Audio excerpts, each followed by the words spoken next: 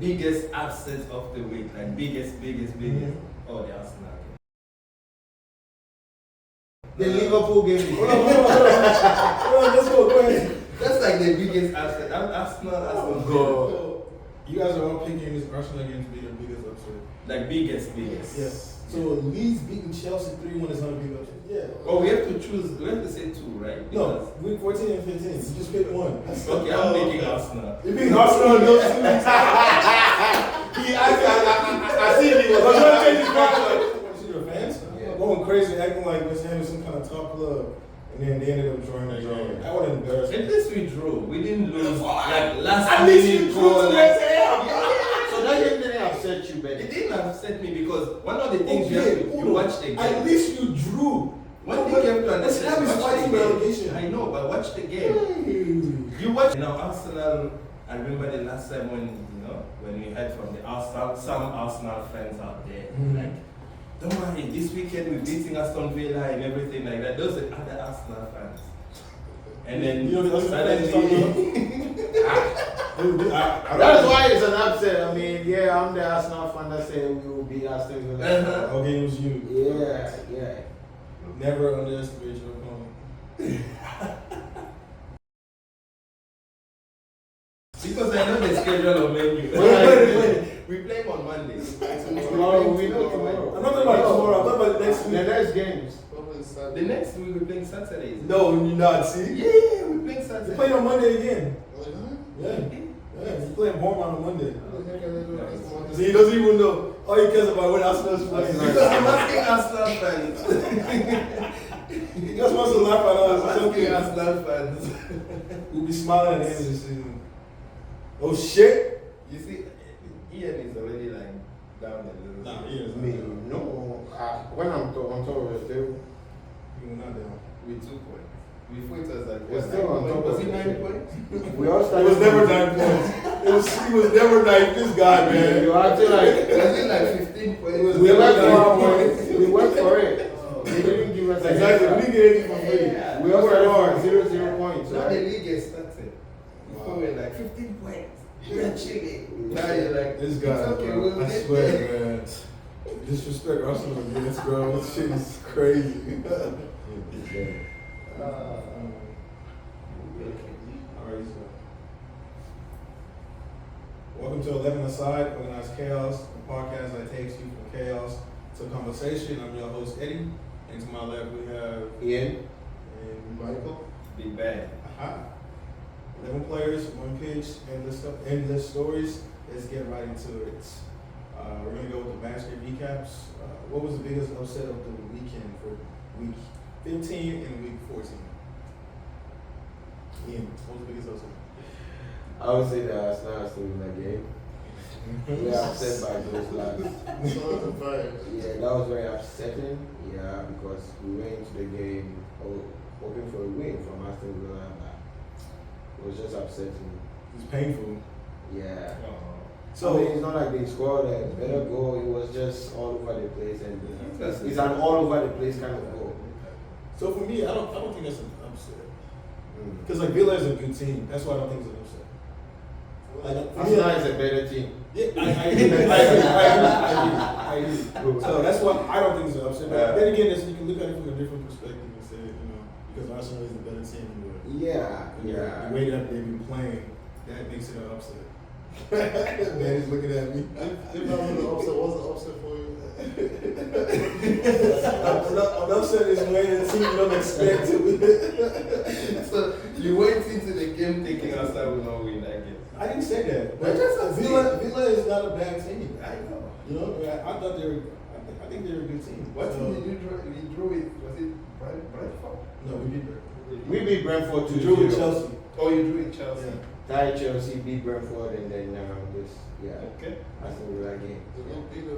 So the mountain instead. Yeah. I was gonna say, yeah, it's okay. It's upset me personally. Personally, yeah. But there are other games that are more upsetting. Upsetting. Yeah. Right. That makes more sense. The fans are not here. I'm going to makes more sense. West is not here. What about you, Mike? I think the Arsenal game is definitely the upset of the week.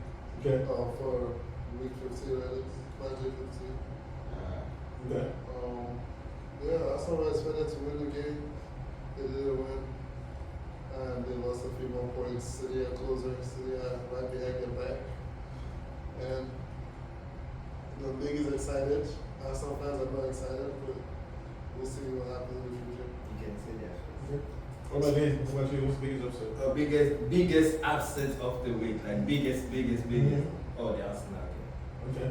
Arsenal. The Liverpool game. Hold on, let's go ahead. That's like the biggest upset. Arsenal. Oh, God. Okay. So, you guys are all picking this Arsenal game to be the biggest upset. Like biggest. Yes. So, Leeds beating Chelsea 3-1 is not a big upset. No, we're We're still talking about like. No, we're talking about all of it. week 14, yeah. Oh, we have to choose. We have to say two, right? No, week 14 and 15. You just pick one. Okay, I'm making Arsenal. You pick Arsenal in those 2 weeks. I see it. I'm gonna change his mind. So Leeds beating Chelsea is not the biggest I upset. mean, Chelsea, we all know where Chelsea is right now. That means Oh, where so- Chelsea has. So that means you respect Arsenal. That statement you just made. Well, I respect Arsenal compared to Chelsea. You guys are comparing yourself to Chelsea. No, we're not Oh my comparing. God. Nobody compared themselves to So Chelsea. then the upset. Yeah, I'm saying because I'm like Chelsea is a team we know, like you know, it's one of those teams like you're watching the game, you're just not even excited to watch it because you like they're not producing the game like that. They're not playing an exciting game. They always risk it, like.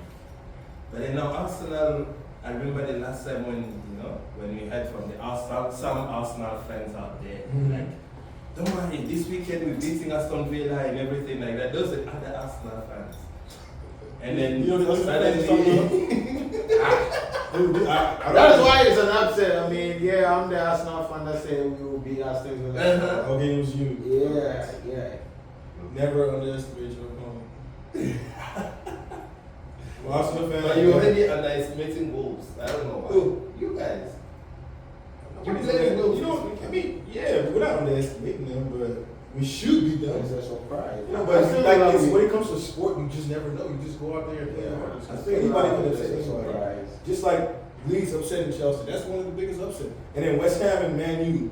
Like Man U thought they were going to beat West Ham, and they ended up drawing. Like when they scored, you see their fans Yeah. going crazy, acting like West Ham is some kind of top club, and then they ended up drawing that game. That would embarrass At me. least we drew. We didn't lose like last At least you minute drew goal. to Like, West Ham.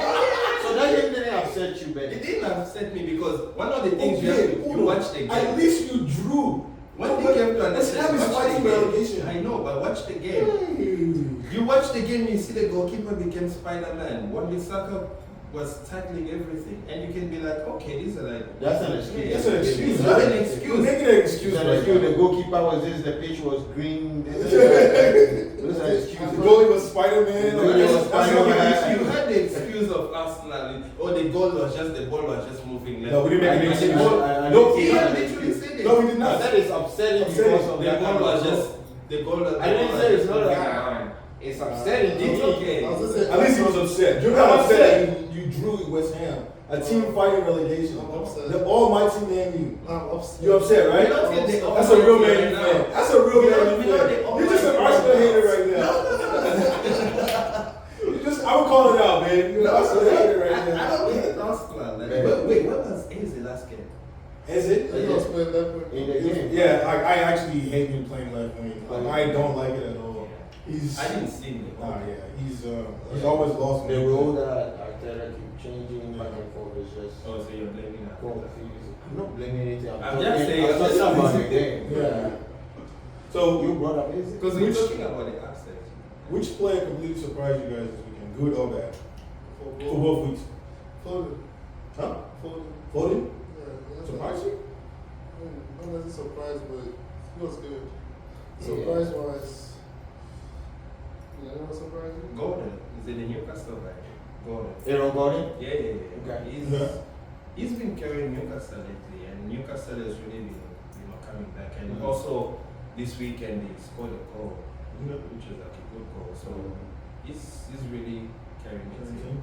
What about you? I would say McGahey, Oh. the defender from Crystal Palace. Like it's scored today? Yeah, so he scored today, and last week too he assisted Nuno for that.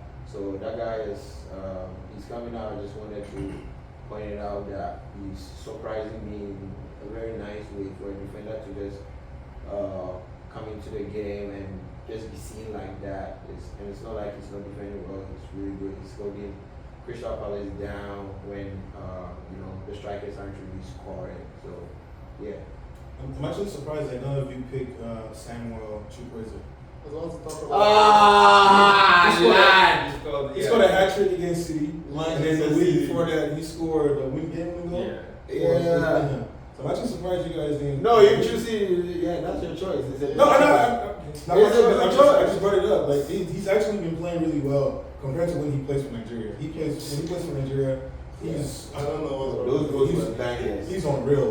Like he's on real. Like I don't even recognize him. He will be playing well. So. Yeah. So he's. If I had a pick, he would be my player of the. I want to pick a Wolves. For the previous week or for today's?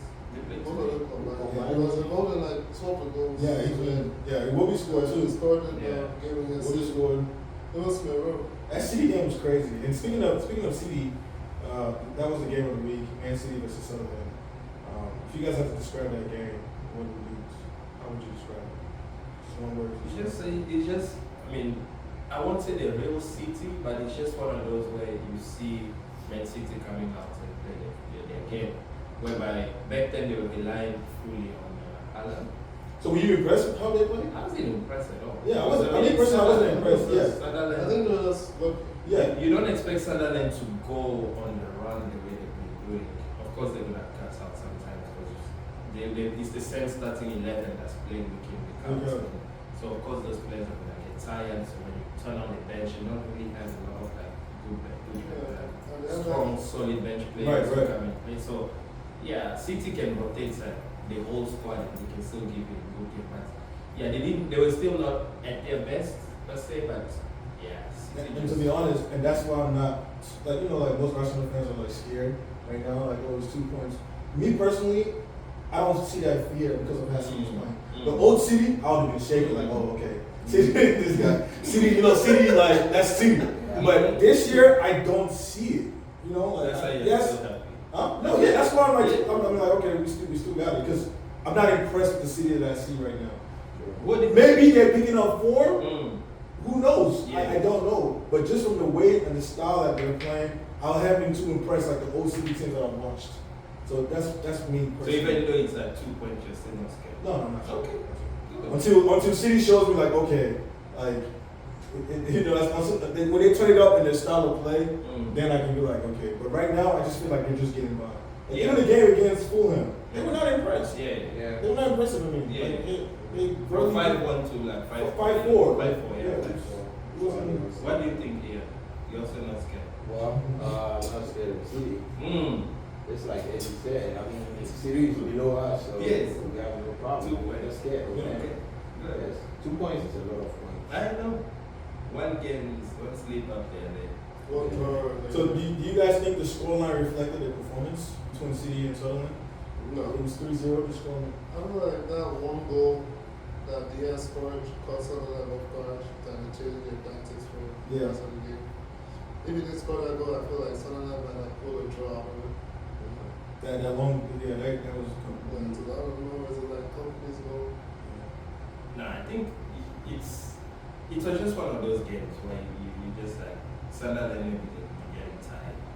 The players are getting tired, and of course when players are tired, the concentration level kind of drops. So City can, like I said, City can rotate. So I think all squad is still play well. Maybe they play Liverpool.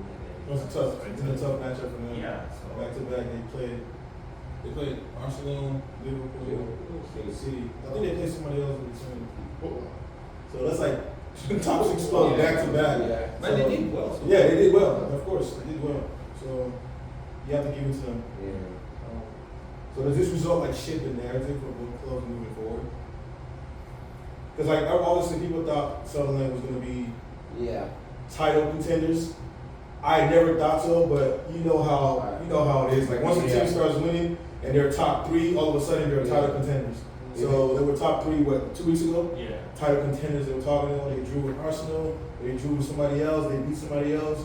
So, the hype was up there. So how does it shape the narrative for Sunderland and also for Man City? No, I mean, in terms of like the league, I mean, Sunderland, of course, is not a team that you look at and be like, oh yeah, they've been winning and they're going to stay like that until May. No, they will drop off. But then for a team like Man City, it becomes a little bit like unpredictable. You don't know when they're going to turn up, and you don't know if the opponents are going to turn up. Because if the opponent doesn't turn up, City capitalize from it and win the game. But if so, with City is one of those just maybe not, maybe yes, maybe not. Maybe they're turning it around right now. Maybe they're like, oh, we need to go back to our sport and send Arsenal back to their sport. But you never know. So they might be just turning it around. Let's see. I generally think City have been inconsistent for the past. This season generally been inconsistent. So them winning the game doesn't mean anything. They could still be inconsistent. The play style that we talked about earlier. Yeah. It's really convincing like that. So I don't think we should expect too much from City moving forward. But if they do well, then kudos to them. They do well. Yeah. So, can I go? Yeah. So what I would say is, you want to. What up, hey? Party the guests in the house. Welcome to Talk. Jersey too. Join us. Hey, how you doing? Hey. So against streets today. No problem. Wow. So right now we're reflecting on the City Sunderland game. Right, And the question we're asking right now is, how does this result shape the narrative for both clubs moving forward? Obviously, City beat Sunderland 3-0. So, Ian was just about to answer that. Oh yes, so I was saying that Ben and Michael they're saying that they're not really scared of City or they have nothing to offer. I think City is building up consistency.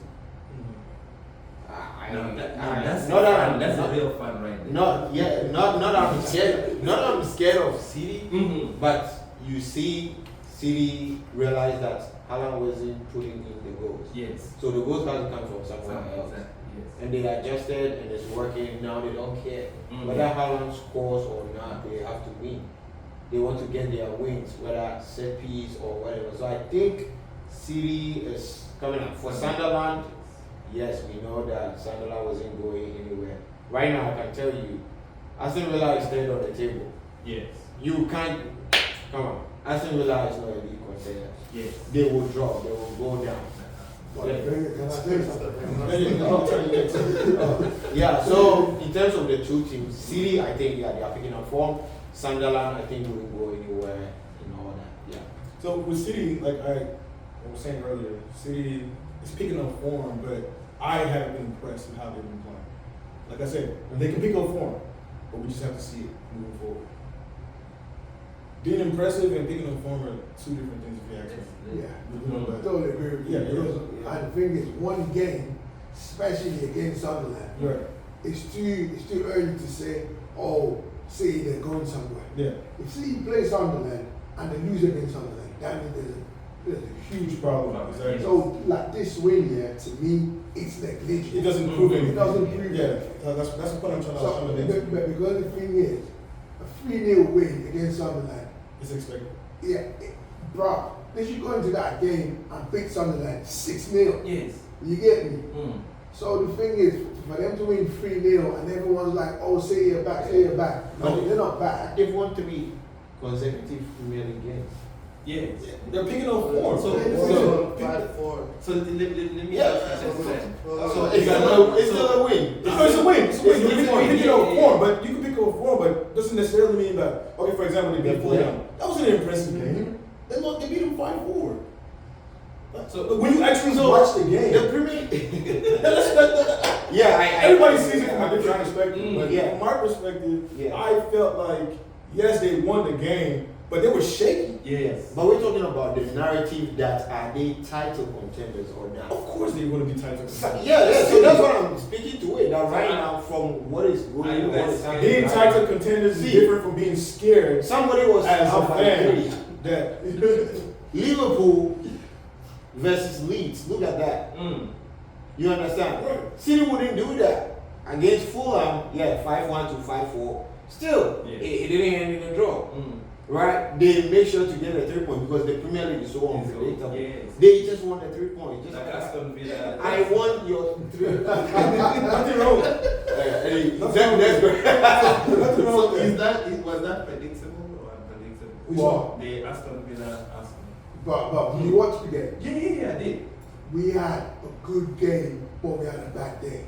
Oh, That's all I'm saying. We had a good game, but we had a bad day. But you know what? And the thing is, against Villa, we don't always have, we don't have the best record. Yeah. You get it, especially against Some teams just have your number. Yep. Villa is one of those teams that has Arsenal number. Okay. But the thing is, yes. Yeah, they're from London, right? Yeah. Villa, yeah. So no. Aston Villa, they're from them sides. They're from around them. No, they're not a London team. They're from outside. They're from like Birmingham sides. Birmingham? Yeah, they're from like them sides. So the thing is, if you watch that game, personally, towards the end of the game, I was like, yeah, we'll be fine with a draw. Yeah. Because It's Aston. and the thing is, at that point, Arsenal, they run themselves into the ground. Oh. They played and played and played. And no, they tried to break the deadlock, but it wasn't happening. Last kick at the game, more or less. That was the goal. Shot at me, but whatever. Do you think Arteta's at fault for that as well? Because you have Norgard on the bench. Why not bring him in to stabilize the midfield? The midfield's already tired. Yes. Yeah. I think The sometimes thing is, with him, yeah, sometimes he gets his substitutions wrong. Mm. I don't know why. I still love him as a coach. Now, oh, me too. I still love him as a I've coach. never been there. I've always been there. I didn't stay. I didn't do whatever. And the thing is, I fully believe in trust the process. Yes. I'm a trust the process kind of guy. Don't listen to this man fans, bro. Their team is on the ground, so they always have something to say. Right, you know what? You don't want to talk, man. No, You I mean, don't want to no, talk. we are talking because I like this guy. We gotta work around your schedule. So you be here all the so time. you guys are not scared. I'm not scared. what? Scared of who? I'm not scared. Instead of who? I'm not scared. Just Right we're now, not scared. We also have injuries. Liverpool, they're going through their own internal crisis right now. Yeah. So the thing is, then again, see, this season they haven't been the same. I don't know what's not gelling for them, or something is definitely not Not clicking. working, yes. The only thing I'm praying against is They should start losing. because the thing about City is once they just click and they take off, Yes. it's really hard to catch them. Yes. So for them to just keep fading, So it's time not to breaking. pray now. Oh, yes. For City to not gel. I No, you can pray for everybody- that. Just when you Ignore Ben. Ignore Ben. That's not what we're doing. Speaking of Liverpool, we're gonna do a hot take. Banter time, hot take. Salah talked about sitting on the bench. Sitting on the bench, I don't know why. It seems like the club is throwing me under the bus. That's how I feel. So, do you guys really feel like the club is throwing Salah under the bench, or is it Slot? I'm a Slot that's throwing him under the bench, or he's just not good enough right now to be playing for Liverpool, to be starting for Liverpool? Sorry. I think lately he hasn't been putting in. I wouldn't say putting in the work, but lately his performances haven't been up to par.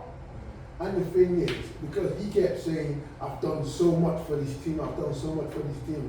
Bro, it's football, man. It's life, in it. Yeah. Sometimes, even in life, we get benched. Yeah. Even at work, whatever. If you're not producing what you're supposed to, what's going on, they could say, "Bro, take a step back, recalibrate, do whatever you have to do, then come back when you're better." Yeah. But the thing is, right now, I think his ego is kicking in. Or be like, "Bro, I'm Salah, man. Do you not know who I am? Do you not know what I've done for this team?"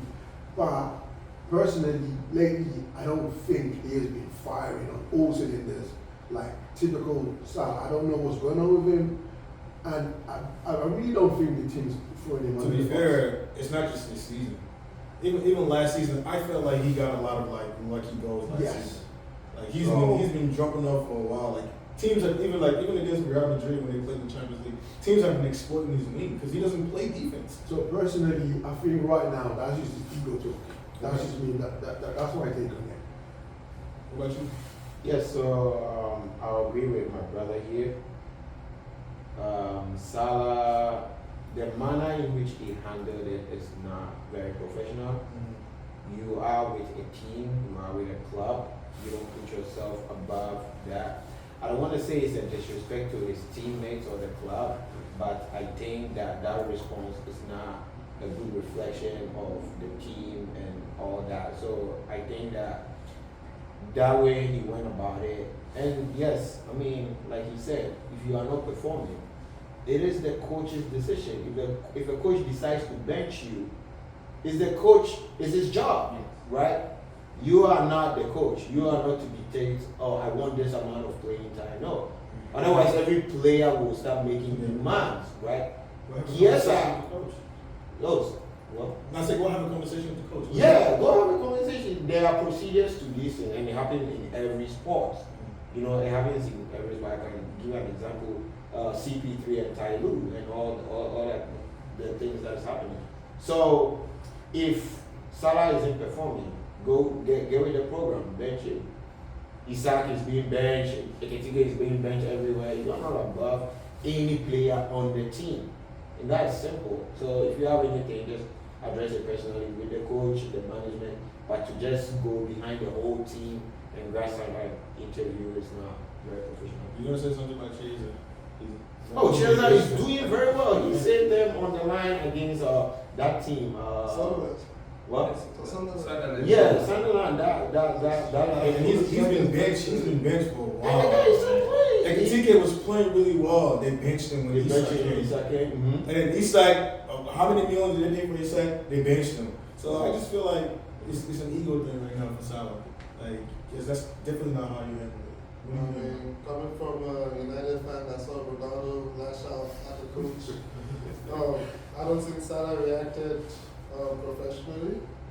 I think it's also built up because, of course, the media wants a big name isn't performing properly, and it would be on his case. I think Liverpool haven't been performing properly, but they blamed it primarily on Salah not performing and Konate. I don't know if there's a racial thing in England. I think there's a racial thing in England. But they've been blaming the African player, the black player. That's one thing I'm going to point out. Interesting. I have to bring something new to the book and kind of agree all that. But in general, I think he just got emotional in the interview. He's not playing for 3 games. They didn't bring him on as a sub. They asked him this question over and over and over. Why aren't you playing? How do you feel? Eventually, he was going to lash out. And he lashed out too much instead of talking to the coach and the Liverpool board first. He went and lashed out too early, too emotional. And it just gives the same vibe as Ronaldo when he was lashing out during interviews before he got kicked out of United. So I don't support it in general. I don't think it's professional. But it is what it is. People are humans. People react to media pressure. And that's what we're seeing. Okay, what you got? Nah, I think it's for most players you have to understand there are times where you perform well, there are times where you don't perform well. And you don't have to make it seem like, oh, it's the coach's fault that I'm not performing well. So he has to kind of be real to himself. If he had an interview like that, he'll be like, oh yeah, right now my form is not on point, but I'm working on it, and just move on. You know, but then to make it more like, oh, Liverpool, that the coach does not know who I am or whatever. I mean, he didn't literally say that, but the interpretation can be the coach does not know who he is and what he has done for Liverpool and all these things. I think he has to look at himself and believe that, okay, I'm not at that level anymore. Or for now, I'm not at that level. I need to take a step back and reset, then I can go again. Or if he feels that his time is up with Liverpool, he does not have to say that I'll go to the African Cup of Nations and then when I come back, we'll see from there. I don't think, I think it's just the ego talking at this point in time. But I mean, if you also follow like his record in Egypt, he's not really like the best performer like that. But of course, it's Mohamed Salah, the name will go out there for everybody to like, oh, Mo Salah. But yeah, he just has to take a step back and look at himself in the mirror and try to see. It's like when my brother here talked about Man United, talk about like the Rashfords, like Rashford came in the scene and thinking that he's the whole star and everything. And in my eyes as a United fan, I didn't see that. So to see Amorim kicking him out like that, he just went to do his business elsewhere, and then the star boys and archery is gone. So it's the same path that you know he can do. It's just okay. Maybe it's no more working out at Liverpool. I just pack my bags and leave. That's it. It's funny when Michael brought up Konate in the game this weekend. When Konate, no, not even the PK. After the PK, when he caused the PK. The second goal was on him because he was supposed to step up, and after they scored, you can see him doing this. I'm like, bro, it's your fault. What are you stepping your hand for? So I guess that's why I started laughing. Thinking, bro, who you blame? Yeah, exactly. That's what I was thinking in my mind. He was getting mad, like, bro, get mad at yourself because you were supposed to step up on that. So when you called his name, I just started laughing like Konate. So yeah, if Konate is still getting playing time, does Salah have a case? At the time. The question is like, who are you going to replace? Gomez? Gomez is just another ticket. Yeah. But that was just funny. I thought that was a funny take. And the thing is, another thing, these kind of interviews, yeah. Okay, so now, where do they go from here? As a club, where do they go from here? Between the coach and the players and the team, where do they go from here? Somebody's going to get fired. Obviously, the coach now is human as well. He's pissed off. Mm-hmm. The team now Their is split down the middle. Yeah. Some people pro Salah, some people against Salah. Van Dijk already said it. I think the centre back. Yeah, what did he say? He's pro Salah? Yeah, he's pro Salah. Once your captain and your top player become on the same side against the coach, then Liverpool might have to fire the coach pretty soon. So the thing is, right now, there's going to be a problem. Yeah. In the dressing room, on the training ground, and the thing is, even though Salah is not performing very well now, he's not the kind of player that they'll relegate to go play with the reserves. No, in Liverpool, it won't work. He's on high wages. So, but now, now the question is, where do they go from? Personally, if the coach really doesn't want him and the board backs him up, he will play in the reserve. Oh yeah. Yeah, they don't care. Yeah, look at Raheem Sterling. Like he's on high wages at Chelsea. We haven't heard about that guy. He didn't even take the team photo. Yeah. They didn't put that guy in the team photo. But this is what most teams. Liverpool. Sterling doesn't have legacy. My guy, it doesn't matter. Except for Man City. Like once these owners decide, like, okay, your legacy is over, your time here is I done. say you're done. You're done. I think they genuinely wanted to sell him last season. Michael. They didn't want to renew his Exactly. contract. So they were already thinking about selling him last season. This season they can be like, you know what, man, we need younger legs. How many years did they give him? Doesn't matter. They can say we need younger legs. They should have said it. They even sent him to Saudi or something last season. January transfer window is right around the Yeah, corner. they should have said it. So you never know with these guys, man. You can't trust these clubs. They make decisions that you never expect. Yeah. But that's where the club now shows who do they support. Are they supporting the manager or are they backing the player? Because I mean, as a coach, I'll be like, you know, you disrespected me.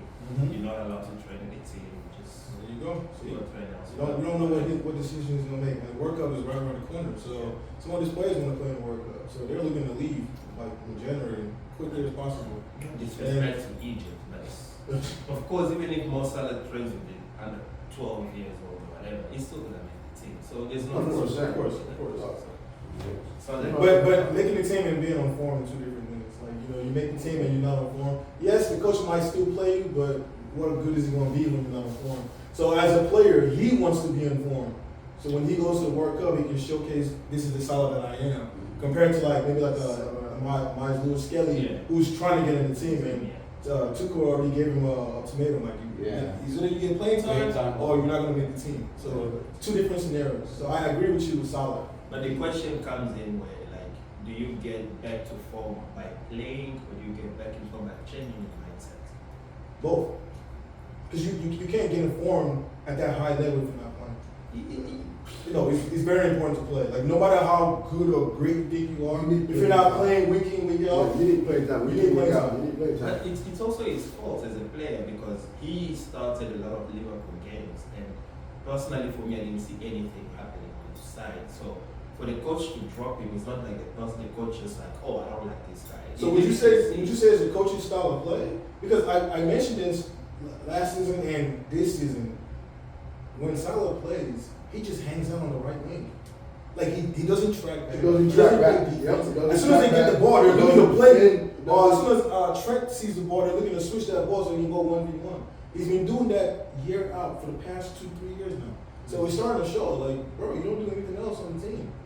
And now Slot is like, okay, like teams are using this win so much, and you're still not playing defense. I have to take you out the game. And the thing about it, like, football is constantly evolving. Yes. Yeah. It's evolving. Like they watch a lot of film on teams. You can't just rely on the same style of play and just say, oh, this is my style of play. Yeah. Nah, you have to evolve. I forgot what team. I want to say it's Madrid or PSG. Some team that they played. When I say they kept going on at Salah, was PSG? Yes. They kept going on Salah's wing. It was so evident that it was PSG. It was so evident that wing was so open all game, and all they had to do was just keep playing the ball there. Keep playing the ball there. And the thing is, these teams nowadays, they see one weakness. Oh, They yeah. exploit it. They exploited the whole game. The whole They game. really exploit. Like, they don't care. You see, Arsenal. They'll bump down that wing the entire game. They'll work whoever's on that wing. They'll bump down the wing the entire game. So speaking of the World Cup, what is you guys' overall reaction to how the draw turned out? We can start. The draw, I mean, I looked at all the teams. To be honest, those big team names, I don't think they're going to perform the way people are expecting them to perform. I looked at the draw and I'm like, we're going to have a lot of surprises in this World Cup. And to look at like, some of these so-called small teams, they're going to come out and give good games. So some of those games you can be like, oh, Brazil is not playing, but then we might be missing out on some very entertaining games because some of these groups that are there. And then I looked at Group K, where Portugal is, and I think Portugal might not even make the group. Portugal might what? Might not make the group. Might not. What's Portugal's group? I'm trying to Look look at it's Portugal, Uzbekistan, Colombia, and winner of playoff. Well, you think Portugal might not make it out of that group? You know who's in there? Who? Colombia and read the teams again. The best. Colombia, Uzbekistan. Next time? And who else? the winner of playoff one. Who's in that? Congo, Congo is not beating Portugal.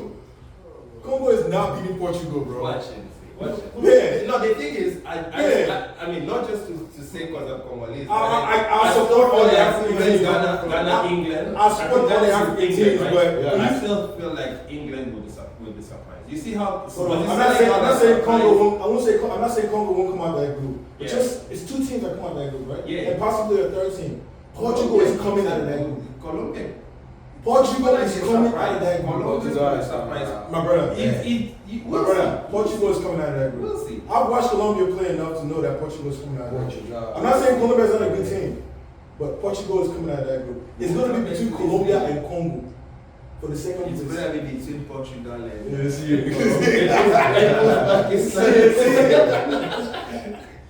But I feel like Ghana's gonna surprise Is it England, right? Ghana. Yeah, England. Yeah, Ghana will surprise Brother, as much as I want Ghana to win, there's no surprise there. There's no surprise.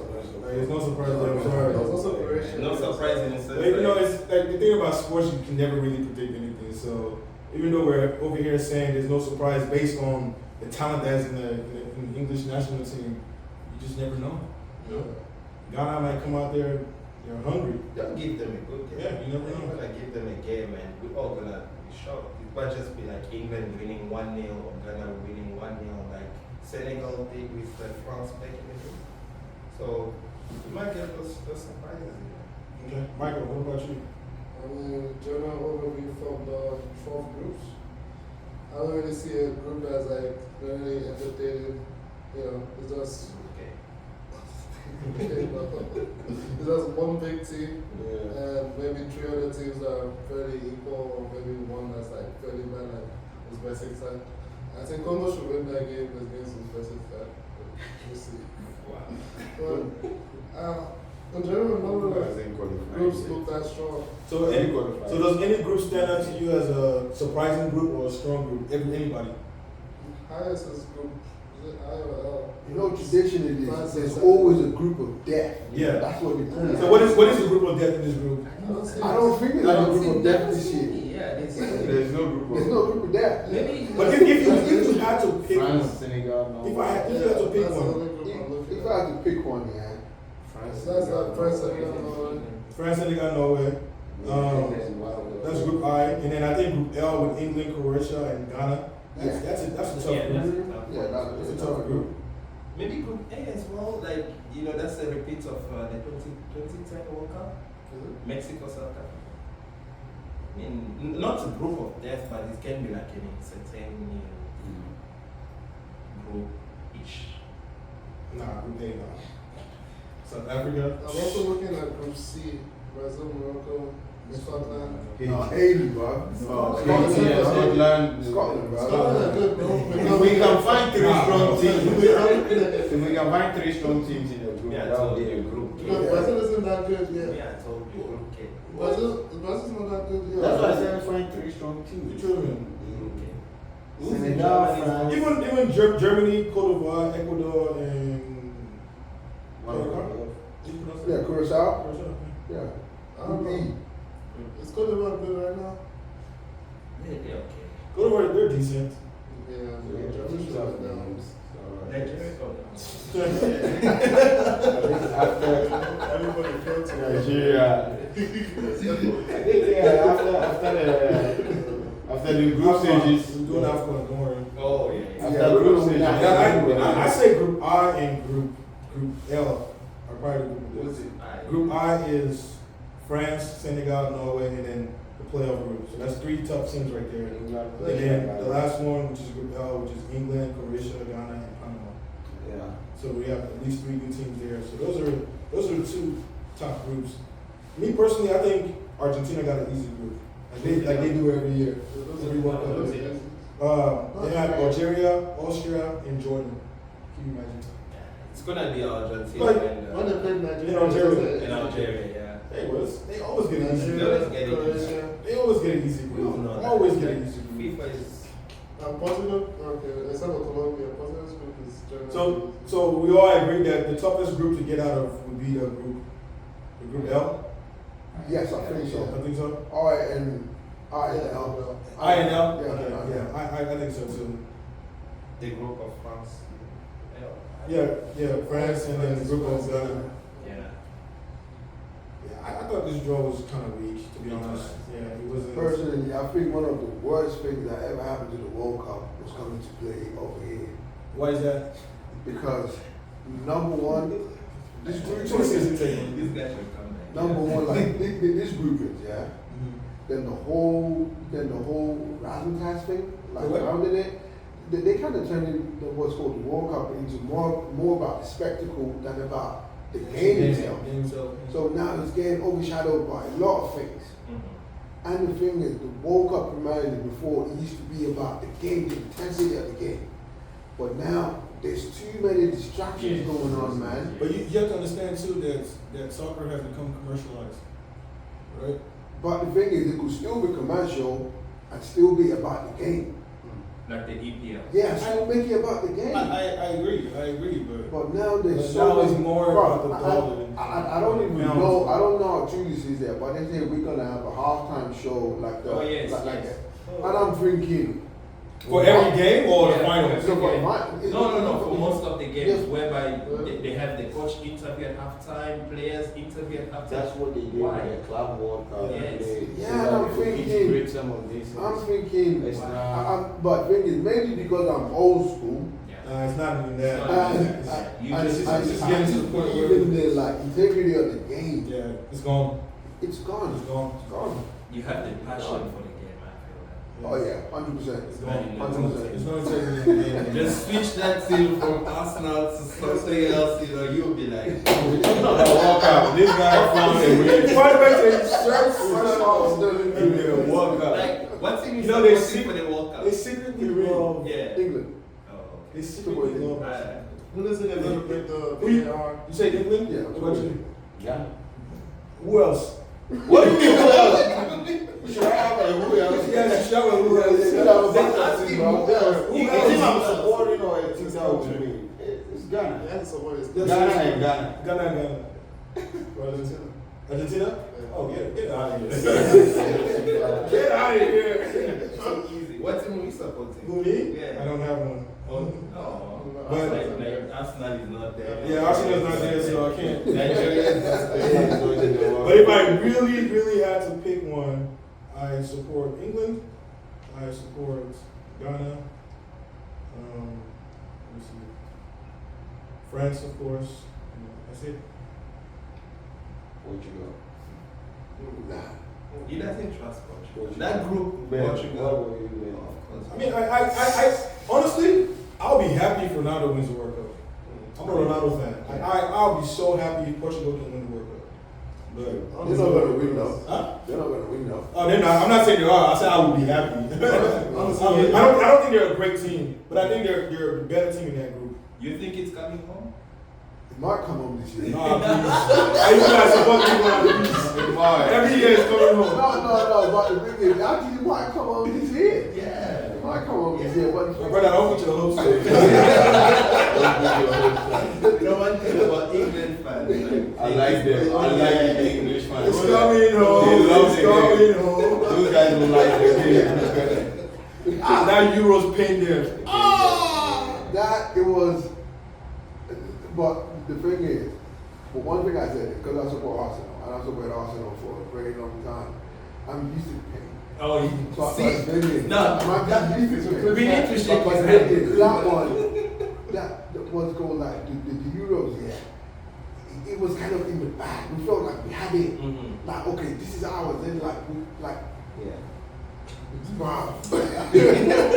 Oh man, it's pain. The passion is there, bro. Oh God, it was like, no, it was painful. Like, it was painful. But you think the World Cup will be It different? might, like, the thing is, I don't know, I can't remember who said it, but the thing is, with football, it's really like unpredictable. Exactly. Very, very. So someone said here But for tonight. England, it's That's predictable. what to say.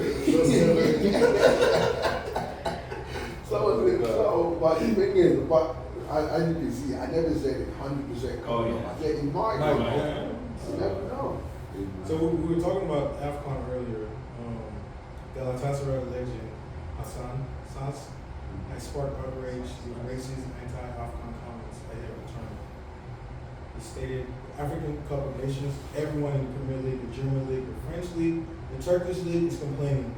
The guys have given away 20 million each, transfer fees, everything. The African Cup of Nations, there's nothing but vuvuzelas. The pitches are bad, yellowed. We can't even pick apart the players.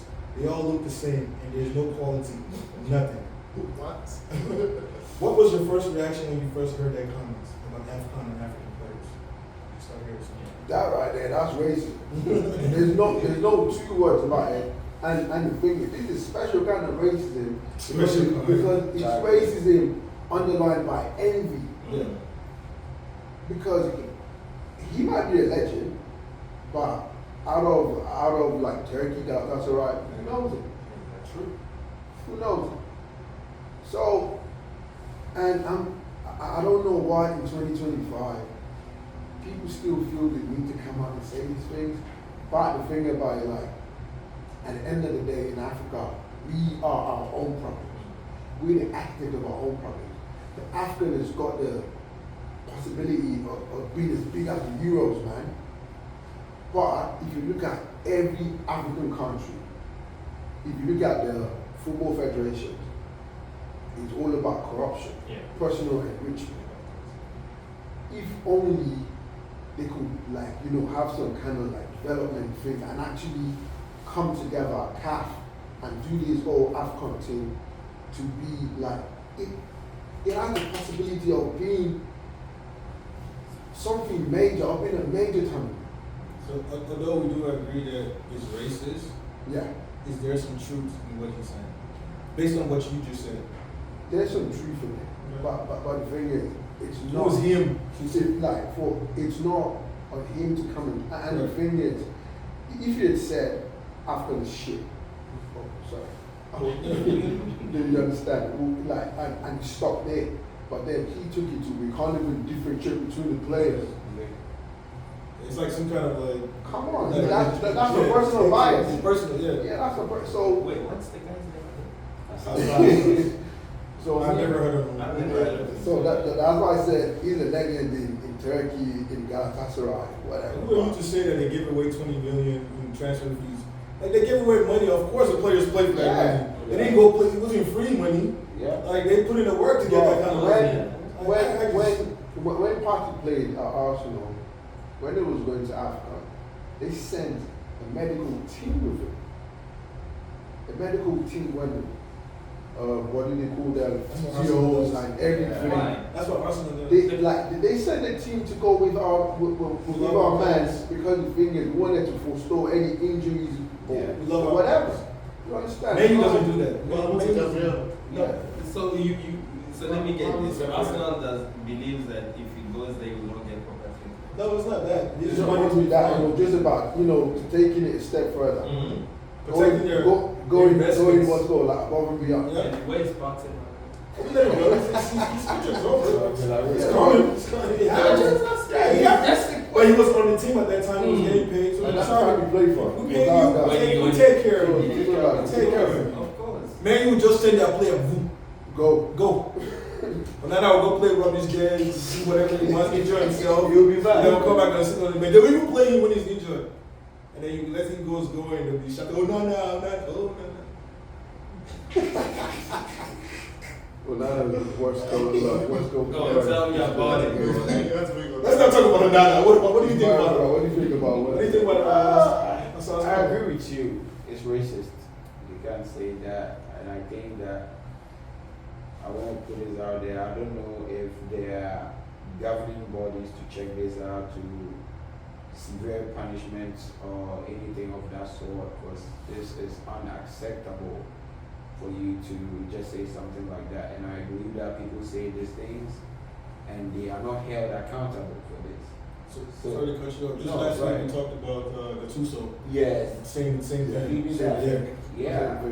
So you say that and then they just get away with it. There has to be something that has to be done to hold these people accountable for such comments. I mean, if somebody or a body presses charges against people like that, then you have people having statements devoid of any racist slur or whatever it is. You can have your ideas out there, your opinions very much respected, and like you said, we agree it's not good in our federation. African football, like you said, has the potential to be better, to be good, and all that. We have so much talent. Even the younger guys that are coming up, it's there. You know, growing up, we used to play soccer in the street. You could see how much we play. Like, it's really, really nice. So I think that the potential is there, but CAF also has to do something to show the world out there that, there is potential, that our game can be better, our competitions can be better, and our systems can also be better. We can't have them using some pitches in Ghana. I can tell you they use it for funeral concerts and all those, and people come step on the pitch and all that. It's natural grass and all that, so and there's no proper maintenance. So I think it's a responsibility for CAF to better the game, but then his comments are unacceptable. Yeah, I agree with what Ian said and what Will said. I think it does better racism. Back to what I was saying earlier about Konate, Salah. I just feel like there's this general racism that's there, but it's not really said. Like not said, talked about. Like he came and said his heart. He said what was behind it. He could literally say the colors of monkeys, all the ears. That's literally what he was about to say. They all look the same. It was definitely hate that has been there for a while, and it just came to light. Same to the media. That's why there's nothing being done to these people when they come out and say statements like this. One to Jimmy Carragher during their podcast or whatever that was trying to not give Salah the credit, saying we won AFCON. No, is that major competition? Yeah. Stuff like that. That's what's actually in their heart that they're not really saying out loud. For the CAF, or we all know there's corruption. That's standard. But I feel like they should use opportunities like the AFCON or maybe at hosting anything to, showcase, just do their best for that, just to put a good image out there, rather than podcast or what they call it, broadcasting something that's bad pitches, all this. Everybody's saying this on a global base, and they don't understand. You look for maybe the lineups for the team that's playing, you can't find that. You look for live scores, you're seeing the live scores late. It's like all this small stuff will make the publicity of the AFCON better for everybody that wants to see. You don't even see lineups or formation. And you're doing it mid-season.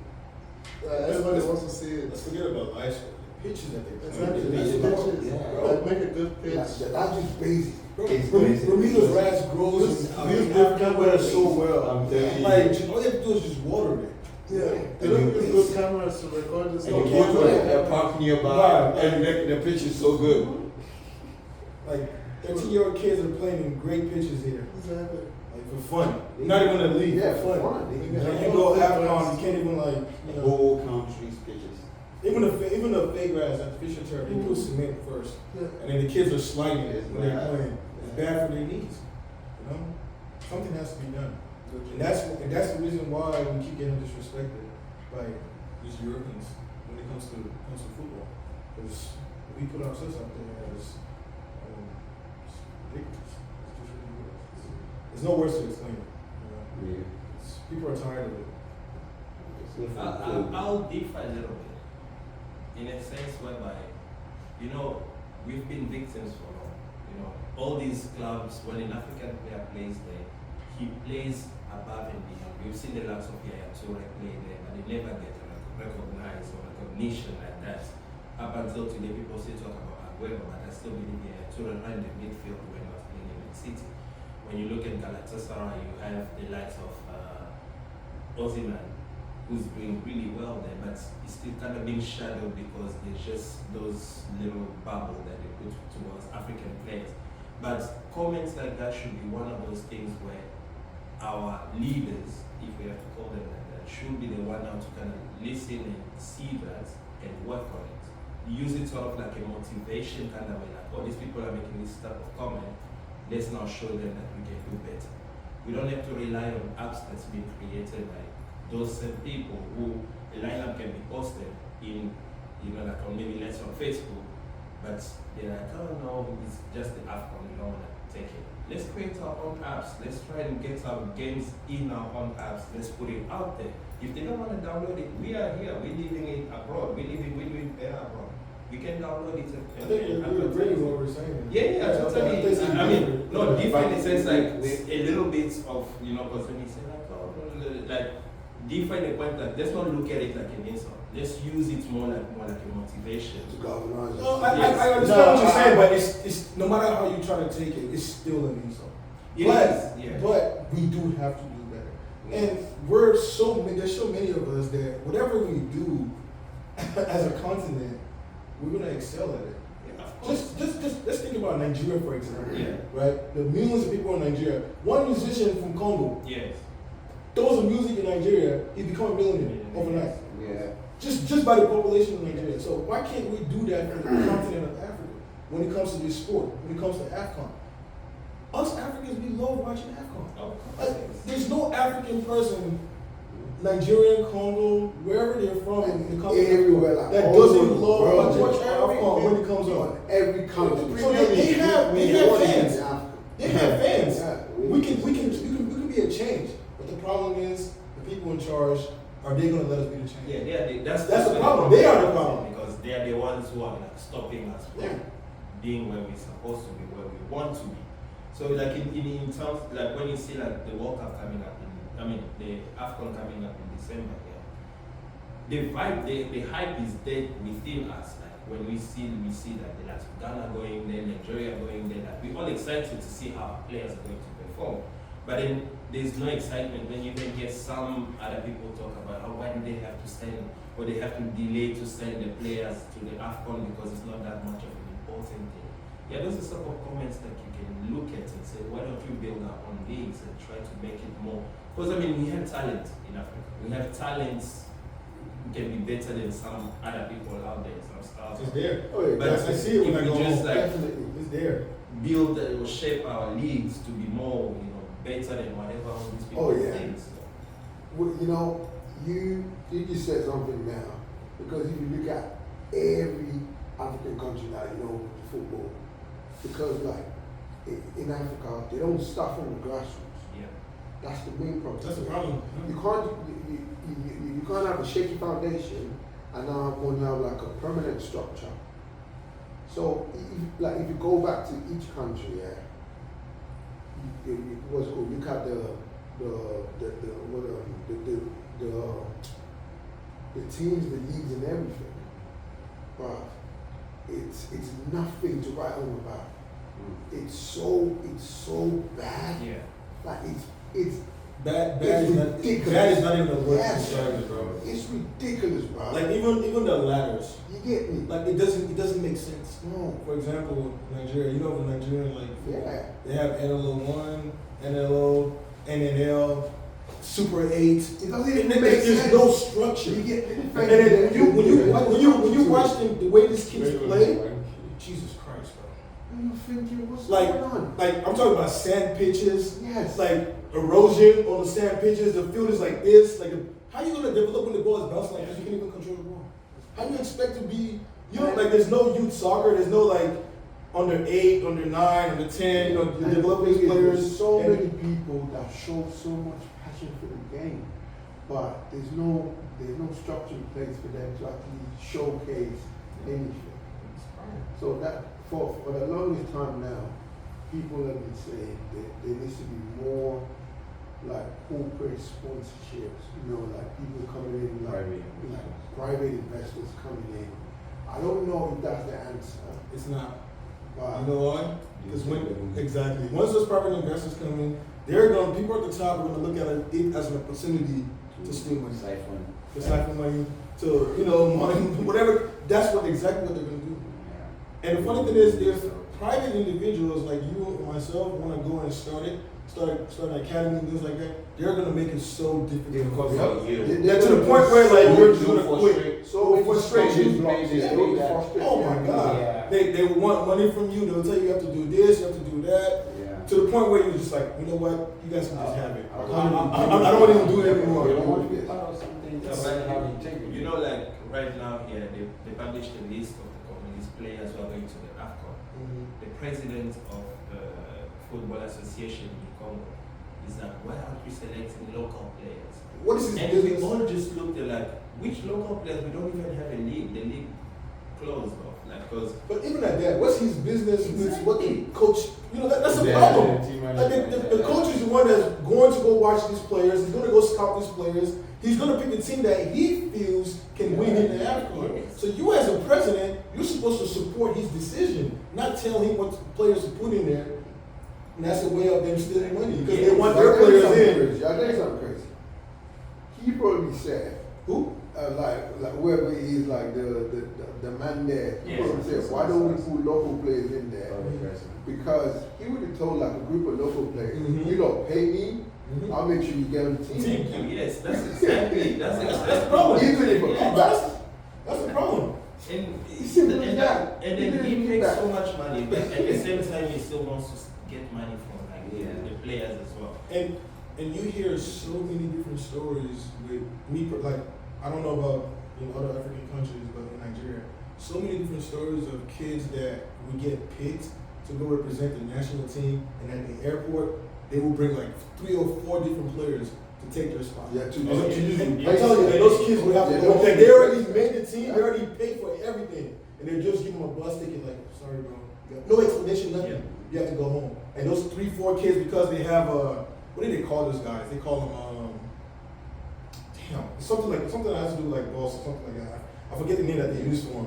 Golf fighters, something like that. Yeah, They have those golf fighters that will bring these players to replace the players that already made the team. And the funny thing is, the coach has never seen these players play before.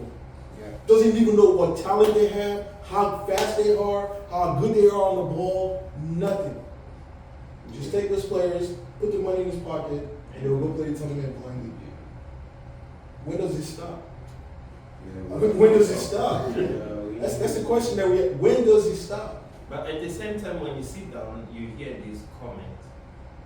I mean, yes, some of them are really harsh, but some of them are true. You're like, it's good that these people are speaking like that because we need these guys who are in charge of those leagues to wake up and be like, hey, they're not just insulting the player, they're insulting the head, because if you're running the house and someone say, oh, don't get in that house because it's smelly, they're not insulting it, they're insulting the owner. So he's the president, so he should take that insult and be like, okay, they've insulted me personally. They don't care. I was just about to say that. Those guys don't care because you're making money. They don't care. You know what would stop them? When we, as Africans, start to do something about it. That's when they will care. We have to step up. We have to say something. We have to hold them accountable. Somebody else in Europe is talking, he's just talking his own. Like, he's never going to see that guy. He doesn't care what that guy is. But when you are at home, you're in front of his house, you're knocking on his door. Boom, boom, boom, you're shaking the door. He has to respond at some point. But then, if you take an example of like a team from a club from Congo, where they had to go, I think, to play in South Africa, and they refused to go and play because they were not paid. And the guy was like, if you guys don't go, it's okay, we'll just get other people and they're going to be the bus and they go. Go when they play and go. And they were forced to go because they're like, you know what, if we don't go, we don't get paid. The guy does not care because it's like, if you don't go, you sit at home, we don't pay you guys. We're going to find other players, they're going to go and play under your name. So it just makes it difficult for the players. I mentioned something like that last week. I said, how did I put it? In regards to what Benji said, I forgot how I put it. I want to say exactly how I said it, but go ahead. I was going to buttress your point about this starts from the people, right? So if somebody as bold as he is, Hassan Saras, Northern African, is able to come out with this without even no pauses, no breaks, no consideration, just be racist like these people, they look the same and all that. What stops us as people to let our voice be heard? There's media in Africa, there's whoever, there could be anybody, bloggers, YouTubers, anything. The pictures are bad. It starts with us. You know, just get out there, say, hey, this is unfair for the league, this is bad, this is horrible, call it what it is. You know, that is not as bad as somebody calling something racist and all that. So I think, like Eddie said, it starts with us. We don't like it, we like the ball game, come on. Hop on Twitter, hop on somewhere, some platform. Like the media can use their platform to do this. You know, call out the FA, call out the president, call out all those things. But somebody is calling us out. But that is an insult to the whole continent. But you know, the fear is usually you are in the country, you never know what's going to happen to you. Because these people are considered, I don't know, I'll say in common, they're considered untouchable. So if you go out publicly and say, hey, this is what we have here, these are the ground that these players are playing on and everything like that, the next day you don't know where you're going to find yourself. So going back to the point you were making, it just came back to me. I was saying that we have to stand in unity, right? So if one player says I'm not playing, everybody should say I'm not playing. But the problem with that is you're going to have players that are going to say they're not playing, but because this player hasn't eaten for 1 month, his family died for him. Yeah, I'm playing. Right. So he's going to want to play. So that's the problem. And if everybody can just stay as one and understand what the common goal is, then we can go somewhere. You're not going to kill everybody. Like, you know what I'm saying? Like, if I say I don't want to play, I don't have to go on the social media and talk bad about anybody. Like, I'm not going to play because you guys are not paying us. I'm not going to play because you're not paying me. I'm not going to play. You know, everybody starts to say that, they're going to see a pattern and nobody wants to play. They're going to go play the game. At some point, they're going to have to make a change. But if I say I'm not playing, then Michael goes behind my back and say he's playing, and Ian goes behind the corner and say, I'll play for just 5 minutes. Just give me, like. But I tell you that you have 11 players. They have 11 players, and then you're looking like the fool. You know, so that's the problem. It has to be uniform. Like, Africans have to understand that this is a universal problem. Not universal, this is a continental problem. Yeah. And we all have to stand together and fight this. I agree. Like the former NFL president in Nigeria. Amadou? No. What? Billy. Bro, he's running around a car like, oh, I'm pumping out to the shops. My man drives a Rolls Royce. You think he cares about what people say? He doesn't. He don't care. My man drives a Rolls Royce, bro, like, because it's like, shit, I'm making the money, like, or I'll make the money type thing. And it's inherent in Africa, man. Look at the CAF guy from how many years ago that was on the FIFA what was called Kapati, Ayatu. Isa Ayatu. He got done for corruption. Yeah. It was a continental embarrassment. They need more of those. Yeah, they need like it wasn't embarrassment. Everybody needs to step up and do something. But, So that stuff that happened with the money that they gave Amadou, yeah. and they used it to go build a school-like field. FIFA should step up and say something about that. Like I'm just like they're supposed to be the government body. Yeah. So, last question. So, what does proper accountability look like in cases like this? Is an apology enough from the Galatasaray legend, or is this something like what does he go from here? Do you think he's going to apologize? I personally think we should just ban him from speaking in the media, and we don't need an apology from him. Ban him. I think that's a reach.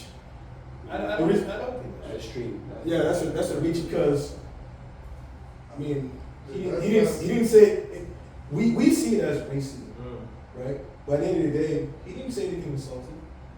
He just basically stated the truth, but in a racist type of way. So all the players look the same. No, that's All the players look the same. I mean, he didn't say they look like monkeys. I can agree with him a little bit. A little bit, because yeah. No, that is a No, racist he's racist, but no, he's definitely racist. He's racist, but then He depends on the where same we time- channel. at the same time, I'll be it's- honest with you guys. If I go racism. on the, like if let's say there's a local game, clubs playing in Kinshasa, and I go maybe to stream it, you won't even know who the player is. You'll just know, okay, this guy is wearing green, this one is wearing black, and they're just moving the ball around. I know the player's name, but it's hard because the camera does not really sit in it. It's not focused.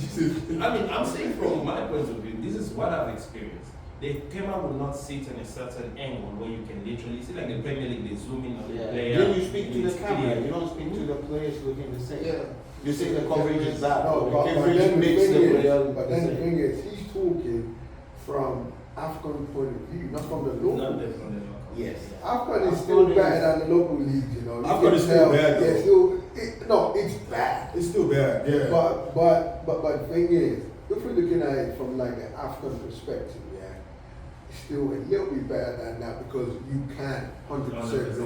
But- This is this person, this is that. Well, my person. question is, True. AFCON now, isn't he picked up by ESPN? That's why I watch most of the games. Yeah. So why is he still as bad? Because I mean, I think what they do is that there's a cameraman or there's a TV channel that sells the The silver So rights. ESPN, right? ESPN. and then ESPN just sells it to us like users. They don't really care like the quality is Yeah. bad, so they just want to make their money, right? Now everything Talking is about about money. Korea with this guy, number one, I don't think he's gonna apologize Yeah. because he doesn't see anything Yeah. wrong with what he said. And the thing is, number two, we'll just have to roll with the punches on this one, man. Even though what he said is absolute nonsense, we'll just have to take it and move on because, well, Gattuso said something along these same Yeah. lines, and what happened? Nothing. Nothing. Yeah. Michael talked about what's his name, Jimmy Carragher. He actually said, "Oh, but it's like he called Afghan like a minor tenor." Yeah. He actually said something Community like that, shield. and he never said nothing. And even though a lot of people came out and be like, "Oh no, you can't say that about Afghan," right. But whatever, man. People move on. He said it. He said it. Yeah. So I think that some accountability is needed here. Otherwise, it's just going to promote this. And think about it. If this thing came from an African legend, these guys won't take it lightly.